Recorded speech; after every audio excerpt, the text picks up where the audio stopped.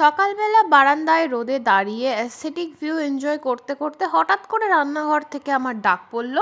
আজকে সকালের টিফিন হবে লুচি আর ছোলার ডাল, কারণ আজকে আমাদের বাড়িতে আসছে পিসেমশাই আর দাদা, আর সেই লুচি আর ছোলার ডালটা বানাতে হবে আমাকে। যেহেতু কদিন পরেই বাড়িতে পুজো, তাই যাতে পুজোর সময় তাড়াহুড়ো করে কাজকর্ম করতে না হয়, তাই মা সকালের দিকটাই একটু কাজ করে গুছিয়ে রাখে, আর আমি মাঝে মাঝে রান্নার দায়িত্বটা নিয়ে নিই, যাতে মা সকালবেলা টাইমটুকু ফ্রি হয়ে যায়। রান্না বান্না যেহেতু আমার বরাবরই খুব শখের, তাই এটাতে আমার কখনো কোনো না নেই। তার উপরে আজকে হবে লুচি, আর লুচির সাথে ছোলার ডাল তো আমার ভীষণ ফেভারিট। বাড়িতে যখন লুচি হয় তখন আমার সবার সাথে গন্ডগোলটা লাগে, একমাত্র আমিই বাড়িতে লুচির সাথে ছোলার ডালটা পছন্দ করি। বাবা মা সবাই লুচির সাথে ঘুগনি নয়তো আলুর দম, এই দুটো পছন্দ করে। আর এদিকে তোমাদের সাথে কথা বলতে বলতে আমি লুচিটাও ভাজা শুরু করে দিয়েছি। মা তো প্রথমে বলছিল ময়দা আমি মেখেছি তাই একটা লুচিও ফুলবে না, কিন্তু দেখো কি সুন্দর লুচিগুলো ফুলেছে। আমার মা আমাকে শিখিয়েছে লুচি যদি এরকম সুন্দর অনেকক্ষণ ফোলা রাখতে চাস তাহলে ময়দাটা একটু শক্ত করে। আচ্ছা তাহলে আমি লুচি আর ছোলার ডালটা এনজয় করি। ওকে, দেখা হবে অন্য একটা ভ্লগে। টাটা।